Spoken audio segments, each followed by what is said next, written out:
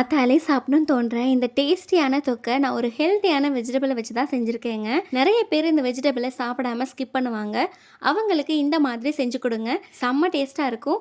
அதுவும் இந்த தொக்கு செஞ்ச பாத்திரத்திலே சாதம் போட்டு பெரட்டிட்டு அப்பளமும் வச்சு சாப்பிட்டிங்கன்னா அட்டகாசமாக இருக்குங்க. இது செய்கிறதுக்கு பேனில் 2 டேபிள் ஸ்பூன் அளவுக்கு நிலக்கடலை சேர்த்துட்டு ட்ரை ஃப்ரை பண்ணிக்கோங்க.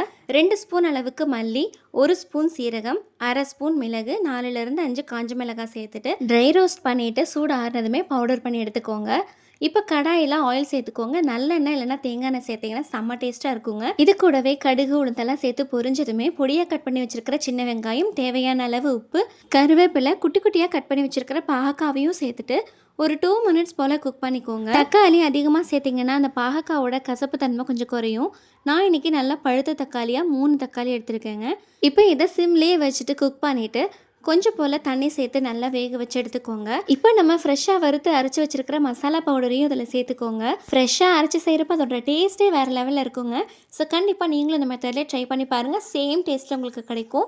காரத்துக்கு ஏற்ற மாதிரி கொஞ்சம் போல் வரமிளகாத்தூள் சேர்த்துக்கோங்க. இது கூடவே 2 டேபிள் ஸ்பூன் அளவுக்கு புளிக்கரைசலும் சேர்த்துக்கோங்க. நீங்கள் எடுத்துருக்கிற பாகக்காவை பொறுத்து உங்களுக்கு கசப்புத்தன்மை இருக்கும். அப்படி உங்களுக்கு கசப்புத்தன்மை ரொம்ப ஜாஸ்தியாக இருந்ததுன்னா ஃபைனலாக கொஞ்சம் போல் வெல்லம் இல்லைனா நாட்டு சர்க்கரை சேர்த்துக்கோங்க. பர்ஃபெக்டாக ஆகிடும். எனக்குமே பாவக்காய் சாப்பிட்றதுக்கு ஸ்டார்டிங்கில் பிடிக்காமல் இருந்ததுங்க. ஆனால் இப்போ எந்த மாதிரி செஞ்சாலும் நான் சாப்பிட்டுக்குவேன். அதுக்கு காரணமே இந்த பாவக்காய் தொக்கு தான். நான் ஃபஸ்ட்டு இந்த பாவக்காய் தொக்கு தான் ட்ரை பண்ணேன். நீங்களும் இந்த கேட்டகரியில் இருந்தீங்கன்னா ஃபஸ்ட்டு இந்த தொக்கு செஞ்சு ட்ரை பண்ணி பாருங்கள். அதுவும் இந்த தொக்கு செஞ்ச பாத்திரத்திலே நல்லா சுடுசாதம் சேர்த்து பெரட்டிட்டு அப்பளமும் வச்சு சாப்பிட்டிங்கன்னா அட்டகாசமாக இருக்குங்க. ஸோ கண்டிப்பாக நீங்களும் இந்த ரெசிபி ட்ரை பண்ணி பாருங்கள். இந்த வீடியோ உங்களுக்கு யூஸ்ஃபுல்லாக இருந்ததுன்னா லைக் பண்ணிவிட்டு நம்மளோட சேனலை சப்ஸ்கிரைப் பண்ணிக்கோங்க. பாய்.